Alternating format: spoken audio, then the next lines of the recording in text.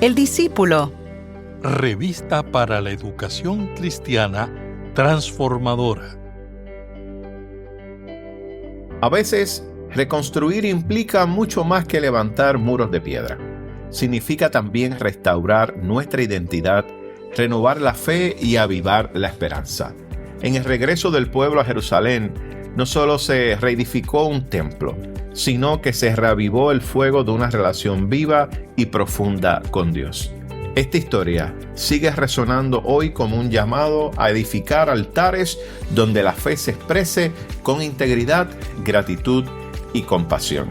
Mi nombre es el reverendo Luis Felipe Ramos Román, pastor asistente en Evangelización y Educación Cristiana, y te invito a que juntos participemos de esta experiencia educativa. El discípulo. El discípulo. Una revista para la educación cristiana transformadora. Mis amados hermanos y hermanas, qué bueno una vez más compartir con ustedes la palabra del Señor, y hoy estaremos trabajando nuestra lección número 12 titulada El culto se restablece. Y hoy estaremos utilizando como texto bíblico el libro de Esdras, el capítulo número 3, versículos del 1 al 6 y versículos del 10 al 13. Y el texto áureo para esta lección se encuentra en Esdras capítulo 3, versículos 11b. que lee de la siguiente manera: porque Él es bueno, porque para siempre es su misericordia sobre Israel. Y hoy queremos trabajar varios objetivos en este día. El primero es analizar los motivos y las condiciones que prevalecieron durante la reconstrucción del altar y el reinicio del culto en Jerusalén bajo el liderato de algunos sacerdotes y Zorobabel. Destacar la integridad y fidelidad de un pueblo que tiene como meta adorar a Dios y reafirmar su valor nacional. Y número 3, reconocer el valor espiritual y emocional de la conducta de este pueblo al celebrar unidos las bendiciones de Dios en el contexto del culto que a Él le rinde. Y el vocabulario para este día son 3. El primero es eón y se relaciona con el nuevo tiempo de la salvación. El evangelio se incluye en este tiempo. Y la tipología, la palabra tipología, es el recurso literario que utiliza una situación o un personaje para representar con miras al futuro. Un ejemplo de esto es el sacrificio antiguo de los corderos, que es el tipo de Cristo como cordero. Y címbalo, que es un instrumento musical. Les invito a que me puedan acompañar y busquen en sus Biblias en el libro de Esdras, capítulo 3, versículos del 1 al 6 y versículos 10 al 13. Y estaré dando lectura a la versión Reina Valera revisada que se encuentra en nuestra revista impresa El Discípulo. Y leemos la palabra del Señor en el nombre del Padre, del Hijo y del Espíritu Santo. Amén. Cuando llegó el 7º mes, y ya establecidos los hijos de Israel en las ciudades, se congregó el pueblo como un solo hombre en Jerusalén. Entonces se levantaron Jesúa, hijo de Josadac, con sus hermanos los sacerdotes, y Zorobabel, hijo de Salatiel, con sus hermanos, y edificaron el altar del Dios de Israel para ofrecer sobre él holocaustos, como está escrito en la ley de Moisés, varón de Dios. Colocaron el altar firme sobre su base, porque tenían miedo de que la gente de la región y ofrecieran sobre él holocaustos a Jehová, los holocaustos de la mañana y de la tarde. Celebraron asimismo las fiestas solemnes de los tabernáculos, como está escrito, y los holocaustos cotidianos según el rito de cada día. Además de esto, el holocausto continuo, las nuevas lunas, todas las fiestas solemnes de Jehová, todo sacrificio espontáneo y toda ofrenda voluntaria a Jehová. Desde el primer día del 7º mes comenzaron a ofrecer holocaustos a Jehová, aunque los cimientos del templo de Jehová no se habían echado todavía. Cuando los albañiles del templo de Jehová echaron los cimientos, se pusieron en pie los sacerdotes, vestidos de sus ropas y con trompeta, y los levitas, hijos de Asaf, con címbalos, para alabar a Jehová, según la ordenanza de David, rey de Israel. Cantaban, alabando y dando gracias a Jehová, y decían, porque Él es bueno, porque para siempre es su misericordia sobre Israel. Todo el pueblo aclamaba con gran júbilo y alababa a Jehová, porque se echaban los cimientos de la casa de Jehová. Muchos de los sacerdotes, levitas y jefes de la familia, ancianos que habían visto la primera casa, al ver cómo echaban los cimientos de esta casa, lloraban en alta voz, mientras otros muchos daban grandes gritos de alegría. No se podía distinguir el clamor de los gritos de alegría de las voces del llanto, porque clamaba el pueblo con gran júbilo y el ruido se oía hasta de lejos. ¿Qué les parece si tenemos una palabra de oración?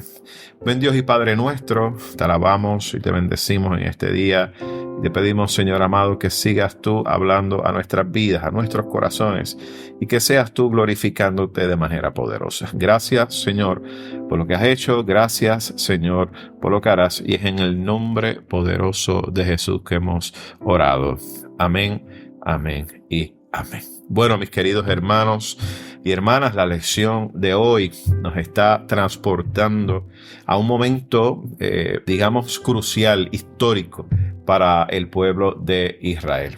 Y se trata de ese retorno del exilio y el reinicio, ¿verdad?, del culto en Jerusalén. Quizá a manera de introducción sepa que para el año 538 fue el rey Ciro, el rey de Persia, que autorizó esa restauración de las ceremonias del culto judías y también la construcción de el templo. Y entonces la historia nos deja saber que bajo el liderato de Jesúa y de Zorobabel se restablecieron estas prácticas antiguas, pero se dan, fíjense interesantemente, en un contexto nuevo. Y eso fue un gran reto para el pueblo de Israel. Pero de igual manera, esta reconstrucción reflejó ese deseo profundo, ¿verdad?, de reavivar la fe y de reafirmar esa identidad como pueblo escogido. No podemos olvidar, ¿verdad?, que el pueblo estuvo cautivo por muchos años y este es el retorno, así que hay un elemento importante que se tiene que dar y es ese reavivar su fe y de reafirmar también esa identidad de ellos como pueblo escogido de Dios. Y fíjense, esto que nos presenta el texto no solamente es fue un acto litúrgico, sino que fue un acto, miren, profundo, espiritual, un acto, mire, emocional. Y esto ciertamente nos invita a que podamos reflexionar sobre el valor del culto, ¿verdad?, como ese espacio de renovación, ese espacio de fidelidad y ese espacio de comunión con Dios. Así que nuestro culto, lo que nosotros hacemos semanalmente, lo que nosotros hacemos en nuestra vida, en nuestra casa, ¿verdad?, que todo es adoración a Dios, pero especialmente en ese contexto de congregación, de grupo, de iglesia, el culto tiene un valor significativo. Y tenemos que verlo, ¿verdad?, como un espacio y un momento de renovación, pero de igual manera donde podemos decirle al Señor y hablar al Señor acerca de nuestro deseo de relacionarnos con Él. Y ciertamente Dios siempre va a responder en amor, en gratitud, en gracia y en fidelidad para cada uno de nosotros. Ahora bien, cuando vamos al análisis de la Escritura, específicamente estos versículos 1 al 6 del capítulo 3 de Esdras, vemos que el versículo número 1 inicia con una expresión bien poderosa. Miren cómo dice: el pueblo se congregó como un solo hombre. Y fíjense, esta frase que presenta el versículo número 1 no es casual ni solamente descriptiva, sino que nos deja ver algo significativo. Y es la unidad espiritual profunda que había allí en ese momento cuando el pueblo se congregó. Se trata de una unidad como pueblo y una unidad espiritual, miren, del alma, de lo más profundo. Ciertamente, la historia nos deja saber que después de ese exilio, los israelitas no solo, ¿verdad?, estaban regresando a sus casas, a sus ciudades, sino que al reunirse en Jerusalén, ellos están demostrando que su verdadero centro no era un asunto geográfico, sino era un asunto teológico. El corazón del pueblo estaba en el culto al Señor. Y esta unidad fue clave, mis amados hermanos y hermanas, para enfrentar los desafíos que se les iba a presentar como pueblo del Señor, esos desafíos, ¿verdad?, venideros, y representa un modelo para la iglesia de hoy. ¿Y qué nos enseña? Bueno, nos habla de una comunidad que se reúne con un mismo sentir, de una comunidad que nos reunimos con una misma fe para adorar y reconstruir. Y esto, mis amados hermanos, es importantísimo. Tenemos que entender que cada vez que nosotros nos congregamos en nuestras iglesias, tenemos que entender que todos y cada uno de los que están ahí tenemos que estar en un mismo sentir, en un mismo espíritu. Y esa misma fe que nosotros proclamamos allí en nuestra adoración al Señor, y que también lo hacemos no solamente en el templo, sino en nuestro diario vivir. Miren, es algo, mis amados hermanos, que nos invita a que adoremos al Señor, pero de igual manera, y me encanta el contexto en el cual se está dando esto, en un proceso de reconstrucción, porque cada uno de nosotros, cuando vamos a la iglesia y cuando estamos en nuestra vida diaria, estamos siendo reconstruidos por nuestro Señor. Es el Señor que va trabajando en nosotros, que va trabajando en nuestro interior. Y eso es un elemento muy importante. Ahora bien, en el versículo número 2 aparecen dos figuras claves. Uno es Jesúa, y nos dice que era hijo de Josadac, que era representante del sacerdocio, pero de igualmente Zorobabel, que era hijo de Salatiel, y él era heredero de la línea davídica. Y esta colaboración entre lo sacerdotal y lo político demuestra que la restauración del pueblo requería liderazgo espiritual y organizacional. El hecho de que comiencen por el altar y no por las murallas ni por el templo muestra que el centro de la vida del pueblo era Dios. Así que la adoración no era un extra, era el principio de todo. Y eso nos habla a nosotros como iglesia. Fíjense que lo más importante era construir el altar, las bases para el altar. ¿Qué estamos construyendo en nuestra vida? Yo creo que es la pregunta que cada uno de nosotros nos debemos hacer. ¿Qué estamos construyendo? ¿Qué es lo que ocupa prioridad en ese proceso de reconstrucción nuestro, ¿verdad?, y personal? Ciertamente, dentro de nosotros está el Señor. Y nuestra vida es un templo donde Dios habita. Y por eso es necesario que construyamos en nosotros y entendiendo que Dios nos ayuda en ese proceso de reconstrucción. Vayamos al versículo número 3. Y este versículo añade una dimensión que es realista y también desafiante. Fíjense, dice el texto que tenían miedo de la gente de la región.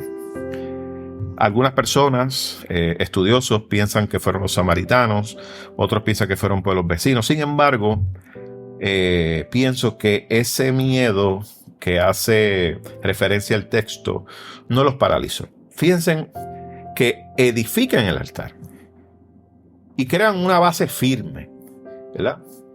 Y eso nos deja saber a nosotros y nos da, esta señal de que la fidelidad al mandato divino tiene prioridad, aún incluso en medio de la inseguridad. Se enfocaron en lo que Dios había puesto en su corazón y a pesar del miedo, lo que Dios había puesto en su corazón iba por encima del temor. Ese mandato divino de Dios, que ciertamente opaca cualquier temor y cualquier inseguridad. Y es lo que el Señor nos invita. Nos invita a que cada uno de nosotros como iglesia cumplamos con el mandato divino. ¿Y cuál es nuestro mandato divino? Bueno, la Gran Comisión. Y aunque podamos sentirnos inseguros al momento de compartir y hacer la Gran Comisión, mis amados hermanos, es importante que cumplamos con ese mandato divino. Y veremos cómo el Señor obrará en nosotros. Miren, el pueblo que estaba allí, regresando, se encontró en un lugar donde no había templo. Miren, no habían estructuras, no habían ni siquiera garantías. Pero sí tenían un altar. Qué interesante, ¿verdad? Y ciertamente con este altar estaba la certeza de que la presencia de Dios estaba en medio de ellos. Así que este versículo nos recuerda que muchas veces el culto debe levantarse en medio del conflicto. Y hay que hacerlo, mis amados, como un acto de esperanza. Entender que aún en medio de las crisis y los conflictos, debemos levantar altar a nuestro Dios para proclamar que hay esperanza en Cristo. Y eso es lo que necesita hoy nuestro Puerto Rico escuchar. Que en medio de todos estos conflictos y todas estas crisis, y cada día las noticias son peores, que si la economía, que si la criminalidad, que si la violencia, mis amados hermanos, en medio de esos conflictos es cuando más tenemos que levantar altar al Señor y proclamar la esperanza que existe en Él. Y que luchemos por la esperanza, luchemos por la justicia, luchemos para que podamos proclamar el mensaje del Señor que restaura, que cambia, que transforma y que hace gran obra en nuestros corazones. Los versículos 4 al 6 nos muestran que el pueblo, fíjense, no solo restauró el altar, sino que también retomó aquellas prácticas culticas que habían sido establecidas por la ley de Moisés. Así que comenzaron a celebrar la fiesta de los tabernáculos o de las enramadas, y que de hecho esta fiesta era una de las más importantes de Israel porque conmemora esa provisión, ¿verdad?, divina durante la travesía en el desierto. Y esta elección que ellos tienen, este acto, ¿verdad?, lo comparan con este nuevo desierto. En aquel tiempo de Moisés estaban en un desierto, ahora llegan a Israel totalmente destruida, en un desierto, pero allí levantan altar al Señor. Me encanta mucho eso porque este nuevo desierto es en este lugar donde van a reconstruir su nación. Y fíjense, es a través del culto que ellos así proclaman que de la misma manera que Dios proveyó cuando estuvieron en el desierto, así el Señor hará ahora. Haría con ellos allí provisión en medio de levantar esta ciudad, este pueblo, ¿verdad?, esta identidad del pueblo de Dios. Así que el culto se convierte, en cierta manera, podemos decirlo, en una proclamación teológica.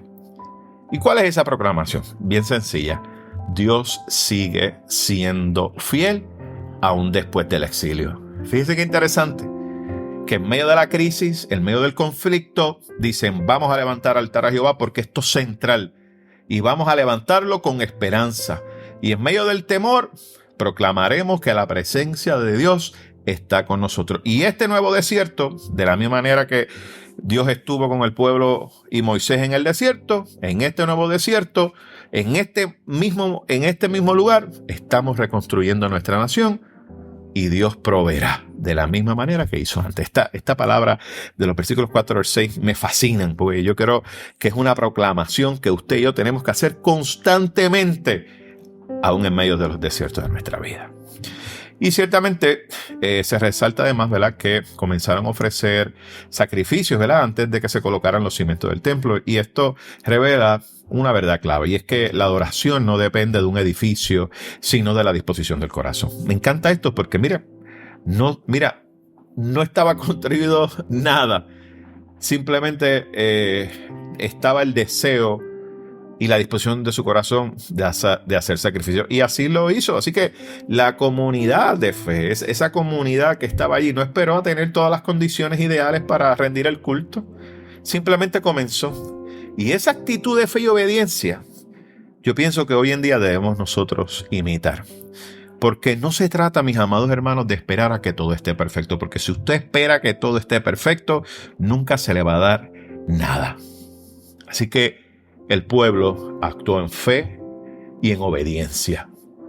Ellos sabían que no todo estaba perfecto, pero comenzaron a adorar desde lo que tenían y desde donde estaban. Por eso la pregunta que te hago hoy es, ¿dónde tú estás? ¿Dónde tú estás? ¿Y qué es lo que tienes en tus manos? Eso que tienes en tus manos y en el lugar donde está, Dios te llama a levantar altar. No todo va a estar perfecto, no esperes que todo esté perfecto. Simplemente levanta un altar de adoración a tu Dios. Y yo les aseguro que cuando usted sea obediente a esa palabra y actúe en fe, cosas grandes el Señor les dejará saber. Esdras capítulo 3, los versículos de 10 al 11, me encanta porque es como un cántico entre las ruinas, ¿verdad? Y este versículo número 10 lo que hace es describir ese momento en que se colocan los cimientos del templo. Y esta acción, fíjense, es una acción que se celebra, ¿verdad?, de una manera litúrgica. Había música, había vestiduras ceremoniales, habían alabanzas. Miren, según lo estipulaba el orden de David. Y el culto, fíjense, no era un asunto improvisado, sino era un asunto reverente. Había mucho simbolismo. Y en tiempo de caos, ¿verdad?, o en el tiempo de reconstrucción, fíjense que el orden litúrgico puede ser una fuente de estabilidad espiritual. En medio de todo lo que estaba pasando, fíjense, ese orden litúrgico proveyó esa estabilidad al pueblo. Así que la presencia de los levitas, la presencia de los sacerdotes nos recuerda que el culto requiere, mis amados hermanos, de líderes. Sí, líderes como usted y como yo, que estemos comprometidos, pero también una comunidad que responda con entusiasmo y con reverencia. Eso es lo que requiere el culto. Líderes comprometidos, pero también una comunidad que responda con entusiasmo y con reverencia. El versículo número 8 es el corazón, obviamente, motivo de esta escena, y el pueblo canta porque Él es bueno, porque para siempre es su misericordia sobre Israel. Este, obviamente, es el texto áureo. Y este cántico no es nada nuevo, ¿verdad? Es una tradición que aparece también en el libro de los Salmos, quizás Salmo 136, después usted lo lee con calma. Y esta declaración que se repite, ¿verdad?, está haciendo una afirmación. Y es que a pesar de la destrucción, a pesar del exilio, a pesar de las pérdidas, Dios sigue siendo bueno. Amén. Y la misericordia de Dios, fíjense, no fue interrumpida ni por el cautiverio ni por nada. Y ahora ellos estaban allí celebrando públicamente, ¿verdad?, cómo ese fundamento de su reconstrucción se hacía realidad. Y el gozo, miren, es un gozo grande. Había una gran alegría. El texto nos dice que aclamaban con gran júbilo. Así que el fundamento físico del templo se convirtió en ese símbolo del fundamento espiritual de sus vidas. Y ciertamente esto nos deja saber de la misericordia infinita de nuestro Señor. Vayamos a esos últimos dos versículos. Los versículos 2 y 13 vemos dos escenarios, uno de lágrimas y uno de gritos, pasado y de futuro. Y estos versículos son de una belleza y una profundidad bien grande. Y en medio de esa celebración, fíjense, algunos sacerdotes, levitas y ancianos que habían visto el primer templo comienzan a llorar. Y pienso que estas lágrimas no fueron de tristeza únicamente. Yo creo que fue como una mezcla, ¿verdad?, de muchas cosas, de nostalgia, de dolor por lo que se había perdido, pero también de esa alegría por lo que se estaba recuperando. Y ese contraste, ¿verdad?, entre el recuerdo del pasado y la esperanza del presente, fíjense, refleja lo complejo de los procesos de restauración. No todos vivieron ese momento de la misma manera. Y eso, mis amados hermanos, está bien. Porque sabemos que el pueblo no es homogéneo en sus emociones. Cada uno es distinto. Pero fíjense, si algo podemos ver de este texto es que estaban unidos en el propósito de reconstruir. Mientras unos estaban llorando, otros estaban gritando de alegría. Y la comunidad está marcada, ¿verdad?, por una experiencia espiritual profunda, donde lo emocional no es reprimido, sino integrado en ese acto de adoración. Y el ruido es tal que no se puede distinguir entre el llanto del júbilo, ¿verdad? Y eso es lo que nos dice el texto. Así que esta mezcla es símbolo de una fe realista y una fe encarnada. Te quiero decir algo hoy, mi amado y mi hermana. Es posible alabar a Dios desde las lágrimas. Y de igual manera, como desde el gozo. Sí, puedes alabar a Dios en medio de tu dolor. Y el templo, mis amados hermanos, que comienza obviamente a levantarse, no iba a ser idéntico al de antes, pero sí va a ser un altar, un templo verdadero. Porque representa, fíjense, un nuevo comienzo, una fidelidad renovada y una esperanza compartida. Mis amados hermanos, la lección de hoy nos presenta este restablecimiento del altar, del culto de Jerusalén. Y esto nos habla de algo mucho más profundo que una simple obra de construcción. Nos está mostrando un pueblo que luego de experimentar el exilio regresa con hambre de Dios. Así como muchos de nosotros, cuando nos alejamos del Señor, regresamos con hambre. Y esa fidelidad, ese orden en el culto y esa generosidad, mira, hoy nos está desafiando a que también usted y yo, desde nuestros altares, que no necesariamente son altares de piedra, sino desde nuestros altares de compromiso, obediencia y comunión, podamos nosotros levantar altar a nuestro Señor. Y hoy sepa que el altar no se limita al templo físico, se levanta donde hay justicia, donde se sirva al necesitado, donde el amor de Dios se traduce en compasión al prójimo. Y el altar cristiano tiene la forma de la cruz. Y desde ella brota una nueva forma de adoración. Se trata de una entrega total de la vida. Y en cada acto de perdón, mis amados hermanos y hermanas, en cada acto de reconciliación, en cada acto de servicio, estamos nosotros celebrando culto a Dios.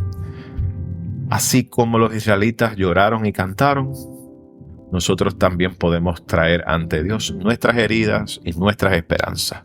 Porque cuando restauramos lo que es esencial, que es la relación nuestra con Dios y con los demás, ese altar vuelve a arder con fuego santo. ¿Qué les parece si tenemos una oración final? Señor nuestro, que restauras lo quebrantado y enciendes de nuevo los altares apagados, te damos gracias por tu fidelidad que no termina. Danos hoy el valor de levantar altares con nuestras vidas, donde el amor, la justicia y la verdad ardan con tu fuego. Que nuestros corazones sean templos vivos y nuestras acciones ofrendas agradables ante ti. Haznos pueblo unido en adoración, en esperanza y en compasión. En el nombre de Jesús hemos orado. Amén, amén y amén. Mis amados hermanos y hermanas, que el Señor les bendiga y esperamos estar con ustedes la próxima semana. Gracias por escuchar El Discípulo. Revista para la Educación Cristiana Transformadora.